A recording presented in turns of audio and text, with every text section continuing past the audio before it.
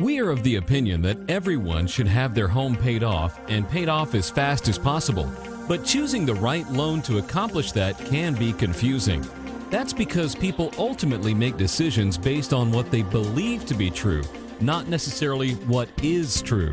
This video will help you separate fact from fiction so you can learn how to pay off your home in the fastest, safest manner possible. By the end of this video, you will learn a few things about mortgages that could change how you look at your money for the rest of your life. To begin, let's take a little quiz. True or false? A large down payment will save you more money on your mortgage over time than a small down payment. A 15-year mortgage will save more money over time than a 30-year mortgage. Making extra principal payments saves you money. The interest rate is the main factor in determining the cost of a mortgage. You are more secure having your home paid off than financed 100%. If you answered true to any of these questions, you will want to watch the rest of this video. Many mortgage decisions are commonly made by looking at payment amount and interest rate. While these factors are important, there are several other factors that also must be considered. To help understand how these factors might ultimately impact you, we will introduce you to 3 fictitious couples. Each couple has the same goal, having their home paid off. They each believe their method is the best. The first couple is the free and clears. They have paid off their mortgage, so they do not have to make any monthly mortgage payments. The second couple is the owe-it-alls. They could have paid cash for their home like the free and clears, but decided to keep their money and invest it in a safe account so they could access it in case they ever needed to. Although they owe it all on their mortgage, they have no other debt. The third couple is the pay extras. They make extra principal payments every month in hopes of paying their mortgage off as soon as possible. So which of these couples do you think is in the best position? Let's explore several mortgage aspects to find out how they impact our couples. One area people often forget to consider when financing is inflation. If you have a fixed payment today of $2,000 a month, what will that same $2,000 buy in 10, 20, or 30 years? Assuming an inflation rate of 3%, $2,000 will only buy $823.97 of goods in 30 years. Let's apply what this means to you and your mortgage.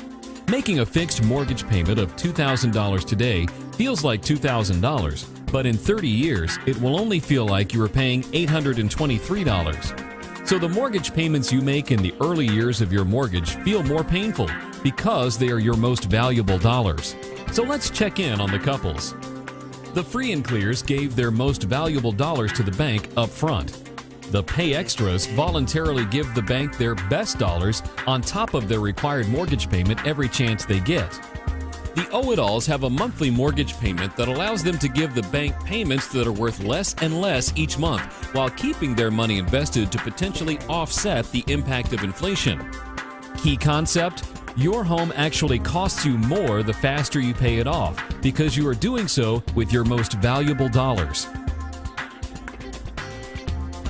Most people make a large down payment to reduce their monthly payments and save interest. But does their down payment earn them any interest? No. This loss is called opportunity cost. Key concept: opportunity cost. If you lose $1 that you did not have to lose, you not only lose that dollar, but you also lose what that dollar could have earned for you had you been able to keep it. What would the free and clears down payment be worth had they been able to keep it and invest it? Let's put some math behind this concept and take a deeper look. Assume each of the couples bought a $300,000 home. The free and clears made the biggest down payment possible, which was the entire $300,000. The pay extras did not have enough up front, so they accelerate the principal payments by paying extra each month. The owe-it-alls put the least amount down and financed as long as possible. Assuming an investment rate of 8%, the $300,000 that the owe-it-alls invested would grow to be worth $3,280,719 in 30 years. If they could borrow the $300,000 at a lower rate, they will keep the difference.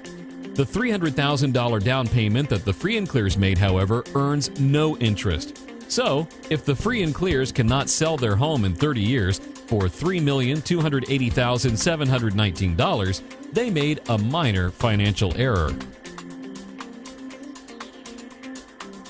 Rather than paying cash for their home, the Owe-it-alls invested their entire $300,000. So they now must make monthly mortgage payments. However, the interest portion of their payment is deductible. This deduction reduces their cost of borrowing significantly. The free and clears, on the other hand, paid their entire $300,000 down, giving away the control of the money to the bank. They are now able to invest the after-tax monthly amount they would have otherwise given the mortgage company. However, since they have no mortgage interest deductions, they will have to assume a higher investment risk than the Owe-it-alls. So with the understanding that money used for down payments earns no interest and is controlled by the bank and reduces tax deductions, what is the ideal amount to put down when purchasing a home? Nothing. Key concept. Remember, if you finance, you transfer interest to the lending institution for the privilege of using their money. If you pay cash, you save interest expense, but you lose interest income as well, because that money is not earning anything for you. The money in your home earns zero.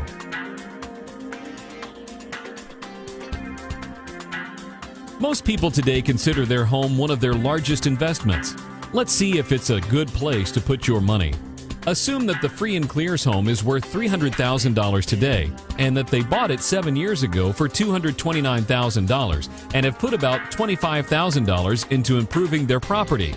Their rate of return would be in the neighborhood of 2.41%. Would you consider this a good return? When you add in property taxes and insurance, it looks even worse. You may be thinking we forgot that your house is appreciating. Let's assume the free and clears, the pay extras, and the Owe-it-alls live next door to one another in identical homes with identical values. Whose house will appreciate the fastest? The fact is, they will all appreciate exactly the same. Making larger down payments or extra monthly payments does not make your home worth any more. Key concept. Your home appreciates the same whether you have paid it off or financed 100%. Remember that the Owe-it-alls chose to borrow the entire $300,000 for their home, so they could invest the $300,000 they had into a safe account. Supposing the interest rate on their mortgage is 6%, what rate of return would they have to earn on their investments to break even? On the surface, it looks like 6%, but it's actually only 4.2%, assuming they are in a 31% income tax bracket. Why? Because of the mortgage interest deduction. Imagine they would only need to net around 4.2% for them to control the money rather than the bank. Key concept. Net cost to borrow equals your loan rate less your tax bracket. If you receive a mortgage interest deduction, it reduces the investment risk you have to earn on your money for you to be in control. Unlike the free and clears, the pay extras did not have enough money to pay off their home up front, so they chose a shorter loan period and make extra principal payments to pay it off early. Why did the pay extras choose a 15-year mortgage? Survey says, the interest they think they will save. Key word, think. The perception is the shorter the loan, the lower the cost. But if that was true, then paying cash would make the most sense. We already looked at paying cash and found the free and clears would have to sell their home in 30 years for $3,280,719. Will that be possible?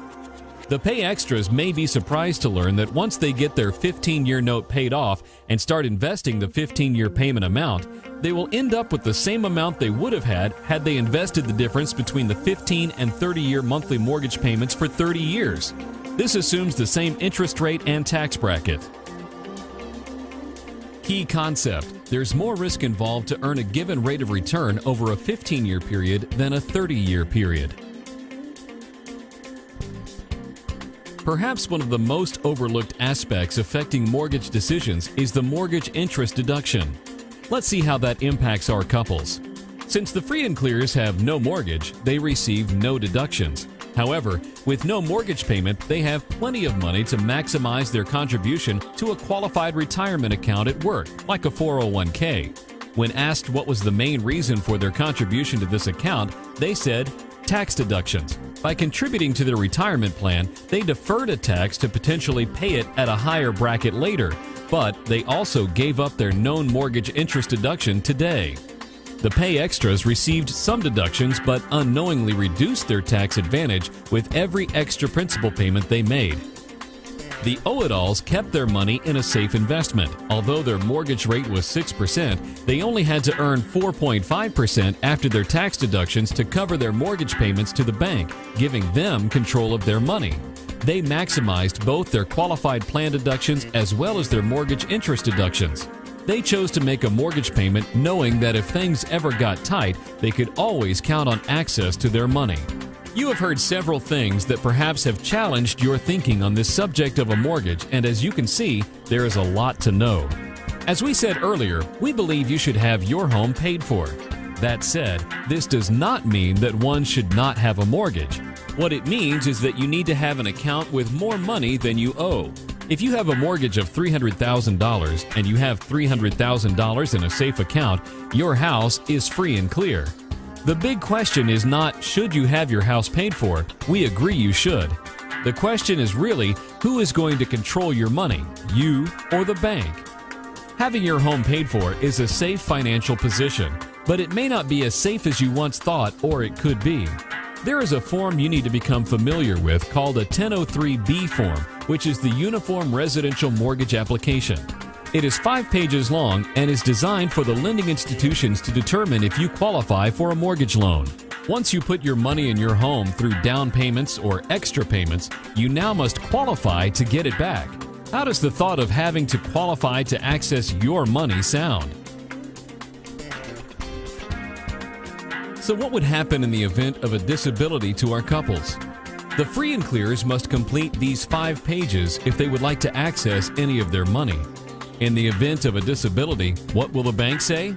We're sorry, but we will not be able to honor your request. In fact, disability is the #1 reason people lose their homes in America. Tragic. The pay extras would also be required to complete the 1003B form for the bank. Once again, the bank will say, "We're sorry, but we will not be able to honor your request." And although they have been making extra payments in previous months, they will still be required to make their payment next month to avoid foreclosure. Does that sound like a safe position to you? The owe-it-alls, on the other hand, have complete control and access to their money, so they will not have to qualify to get it back. What would happen if our couples lost their jobs? It would seem that if there was ever a time when one would need access to their money, it would be when they lose a job. The free and clears must again fill out the form, and the bank will most likely say no. The response will be, "When you get another job, call us." The pay extras want to get some of the extra money they have put in the house while they look for a new job. But once again, the bank will most likely say no. What's worse, if they move to a new line of work, it may take 2 years before the bank will give them a decent look. The owe-it-alls are still earning interest on their money, and they have access to the account to withdraw what they need until they can get back on their feet with no questions asked. What happens if mortgage interest rates increase and the couples need their money for a new car, medical emergency, or college education? The free and clears may be forced to refinance at a higher rate today than the rate they could have secured earlier. The pay extras are in the same boat as the free and clears. The owe-it-alls have complete access to their money and are not affected by rate increases. What would happen to the couples if mortgage interest rates go down? The free and clears will not even notice. The pay extras may refinance, ending up paying more closing costs just to pay off their existing loan quicker, giving the bank even more control of their money. The owe-it-alls may want to refinance to reduce their present payments, giving them more control and greater opportunities with even less risk. Let's review our quiz one more time. True or false? A large down payment will save you more money on your mortgage over time than a small down payment. A 15-year mortgage will save more money over time than a 30-year mortgage. Making extra principal payments saves you money. The interest rate is the main factor in determining the cost of a mortgage. You are more secure having your home paid off than financed 100%. The answers are all false. Why? Because during this video, we've learned that compared to the other couples, the owe-it-alls are least affected by the impact of inflation. lose the least amount of money from down payments that earn zero interest, have more investment opportunities than the other couples, achieve the greatest return on the money they pay for their home, obtain the same appreciation on their home as the other couples, are able to maximize interest rate spread, experience the least amount of loss from extra principal payments, receive the most tax deductions of any of the couples, maintain control of their money in the event of a disability, can still access their money in the event of unemployment, may be able to benefit from interest rate increases, and have the most opportunity to benefit from interest rate decreases. Granted, there is a lot to know about your mortgage, and this video is certainly not an exhaustive overview. What you don't know may be more important than what you do know. If your thinking was challenged about this subject, you should spend some time with the person who gave you this video and look at your specific situation using your numbers. It is possible that more money will go through your mortgage than any other area in your financial life, including your retirement plan. Isn't it time you gain control of this important area of your financial life?